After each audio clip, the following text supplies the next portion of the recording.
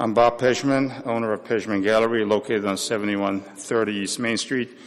And I would say that any large office building or apartment building will have parking overflow. And the reason it happens is because, let's say you're driving to this building and you don't necessarily going to go park on the on-site, you'll park on the street. And sometimes the public parking is, the on-site parking is full, forces you on-site.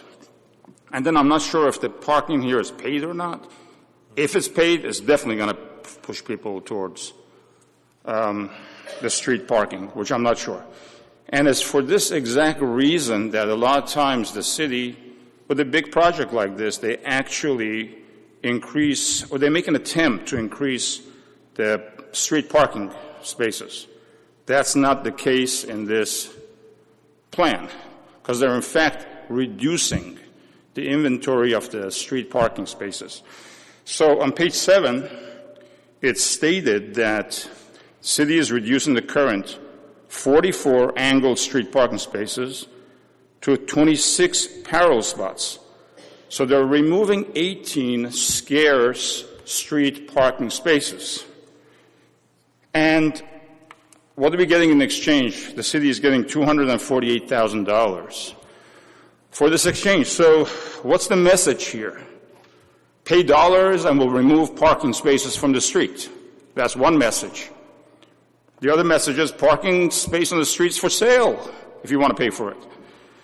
But the question is, what does the city do with the dollars that they get, in this case the $248,000? And the purpose is for them to build public parking spaces in the vicinity. But usually this doesn't happen. This money goes into the in lieu fund, and then later on we don't know where they build the parking space. There could be someplace else that doesn't address this. Example of this, the parking situation in the Arts District. Since the 1970s, there are parking credits sold in the Arts District, but today we can't even point to the parking structures that were built with these spaces. So I'm saying that the same thing will happen here in this location. City is just saying, hey, you know what, let's remove spaces and all that, let's not care about overflow, and you're building yourself into a bad situation down the road. Now, COGS, Coalition of Greater Scottsdale, about 2 months ago, put a request from some high-level senior people on staff to ask them for an accounting of parking credits that were sold since the 1970s and what they were used for. 2 months later, there's no response. I don't think that they want to come forth with the response. And I think the Planning Commission should ask or direct staff, whoever they may be, to do an accounting of, since the inception, how many parking credits were sold, to who, and what did they build with that? Once we have all the data, at least we can figure out what went on, okay? So the other interesting part, the city is basically selling these valuable street-level spaces for $13,000 a piece. But how much does it cost to replicate them somewhere else? Underground, big number, 50,000. Above ground, I don't know, 20, 30. But let's not forget about the land cost. Mr. Pejman, if you could just wrap up here. That's pretty bad math. And there's poor planning on the staff's part, and we're digging ourselves deeper and deeper into this parking hole. Thank you. Thank you, sir. Appreciate it. Next speaker is Andrea Alley.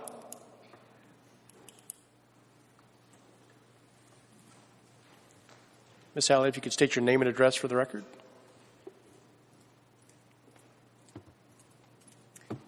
Thank you, Chair Alessio, and the rest of the commissioners for hearing us today. My name is Andrea Alley. My address is 6828 East Almeria Road in Scottsdale. Bob covered most of the parking issues, so I second a lot of what he said, but I do have a couple of things to add regarding this. Will the owner charge employees of this project for parking as they have with the Galleria? That's caused a lot of employees to park elsewhere in Old Town where it's free. Will the city work with the developer to give the public free access to this parking in off hours or increase the number of parking spaces required for this project? Or will the city continue to allow developers to continue to place the burden on the public and merchants to accommodate their tenants' parking? This property does sit in an opportunity zone. Every new development in Old Town will. If the owner is going to receive tax breaks for the next 10 years, then they can afford to go below grade with parking by 2 levels to allow for something that is worthy of our world-class city. This will be one of the first, if not the first, project to reach 150 feet. And so many residents in Scottsdale are very wary of this kind of height, as I'm sure you know. However, this developer will save more over the next 10 years than the cost of the underground parking will ultimately be in the beginning. Secondly, has this project been updated to follow the Old Town urban design and architectural guidelines that were adopted only 2 months ago? According to the proposal, the applicant is not required to provide any open space on this project, but it is providing 12,600 square feet. But where? Are you counting the sidewalks as the open space? A happy city, happy employees, and happy residents need open space and respite from the fluorescent lit indoors. Concrete sidewalks with a few trees don't count. On paper, it sure looks great, but it shouldn't be so difficult to find in the site plan. One of our primary guidelines is to design buildings that are inviting. This design doesn't seem to create human connectivity. There are no interior courtyards, although I do see the atrium. I see no connection to the inside of the building from the street. What will the city do to enforce these new guidelines? Will we allow these concessions as we foray into building at these heights finally? I'm not mad at anyone wanting to make money for their investment in their work, to be clear, but in this case, I feel that we can do better in many ways. The velocity with which this design reaches 150 feet is concerning. Where are the creative step backs along Schumann, for example, the cut-ins, the greenery that could add visual interest and relief from a 400-foot glass wall? That glass wall is still there despite the atrium. Even with the step backs that have been added since, it still seems very flat, and I feel that the building should be broken up. The argument for upzoning is to build up and allow for more open space, not to cram as much as possible into the upzone site. How can this design and the parking be reoriented to accommodate the owner's bottom line while maximizing the benefits to the public and the city? Any new development that sits at the gateway to Old Town should live up to its potential. This building will be here for a very long time. Planning commissioners, before you approve this project, dig deeper into the guidelines and look for opportunities for this project to truly represent Scottsdale. I ask the city to help all future developers, including the marquee owners, build something that makes us not regret changing our downtown zoning to allow for 150 feet in height. Thanks for your time. Thank you, Ms. Alley. I appreciate that. There's no doubt that the applicant will address many of those questions during their response. So, our next speaker is Marilyn Atkinson.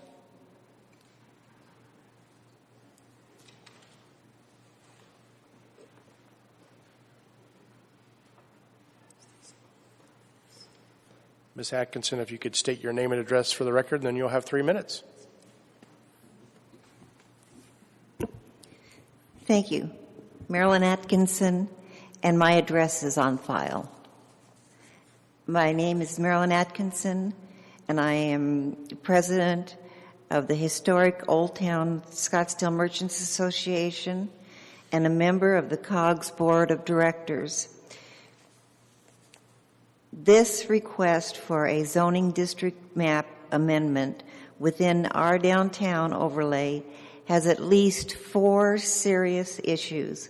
1, the existing Type 2 multi-use zoning at this site was designated during the careful long-range planning for our downtown overlay.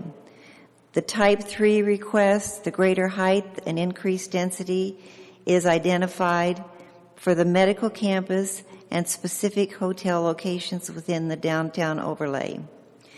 2, page 6, the applicant states, noteworthy investment to provide public benefits, improve the quality of life in the community. We ask specifically, how does this enormous height to 156 feet and a mass building meet those claims? 3, we question the gathering of bonuses for this project at the cost of A, the permanent 72 feet of additional building height south of the Arizona Canal, B, the premature removing of the existing 44 public street parking spaces to be changed to 25 parallel spaces. So this project's sidewalk can be extended into Schumann Lane. C, the extremely low payment of $13,800 per removed space supposedly is deposited into the phantom parking fund that fails to have any public publicity about the balance to alleviate an insufficient parking garage in our downtown. It is interesting that when the city states they cannot build for less than $30,000 per surface parking space, that we have a developer who is asking for a bonus offering at the bargain basement price of $13,800 per space.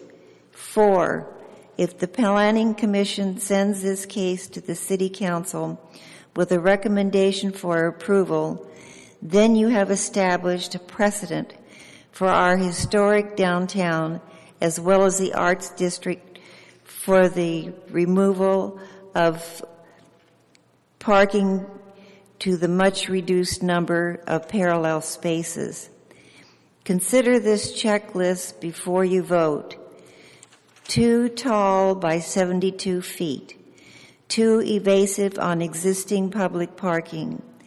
Too many bogus bonuses. Too in conflict with our long-range Type 2, Type 1, 2, and 3 designations. Thank you. Thank you, Ms. Atkinson. Then our final speaking card that we have is French Thompson. Mr. Thompson, if you could state your name and address for the record, and you'll have 3 minutes. Yeah, Mr. Chairman, I've got a request. Could you wait to start in 3 minutes until I've actually given you my name and address? That would be very appreciated. We'll go ahead and my name is French Thompson. My address is 7148 East Main Street. Residence for over 40 years in Scottsdale. This was really an interesting presentation. That's not a very attractive box that they presented. It's got one nice round corner on it. They're trying to take away 18 parking places from the street.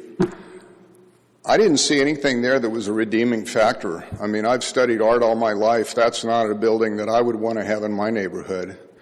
Nothing against the architects, because they only get to build boxes anyway. We don't have a Frank Gehry in town that's building something really cool. But I will say one thing that I finally realized, that you guys are our quality control experts. Is this how you want to have downtown Scottsdale look? Do you want to just have boxes here? Is that what you want?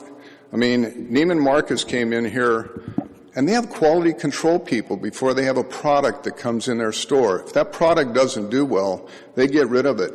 You get this building in there, and you've got it there for a lifetime, generations. So you have to be the quality control experts. When people come in and they're going to give you a product, it's your job to do the best thing you can for Scottsdale. And I'd love to see you maximize the return for Scottsdale and not maximize the profit for developers. They were doing a 60-foot and 90-foot building. Now they get 150 feet off that thing.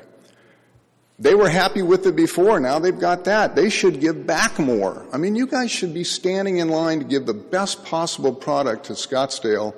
Make a phenomenal product so nobody like myself or any of these other speakers has to come up and speak against us. Instead, we should walk up here and say, that's the coolest project I've ever seen. That is an amazing looking building. You're doing such a good job putting in parking, nobody's going to have a problem parking there.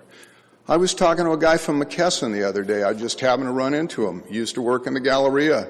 I said, well, what do you like about the McKesson now? He said, well, what I really miss in downtown are all the restaurants and places I could go to lunch or dinner after work. I said, well, what do you like in McKesson now? And he says, we don't have to fight for parking. We got plenty of parking. They didn't have that at the Galleria. They weren't happy at the Galleria. They want to build a really big office building and bring in a lot more people. We have parking issues in Scottsdale. I love the fact you guys can say we're a little bit above code. Well, code is really bad to start with. So please be the quality control experts for Scottsdale and bring in the finest stuff you could possibly bring in.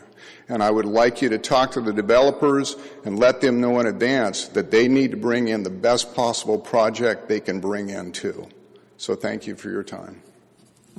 Thank you, Mr. Thompson.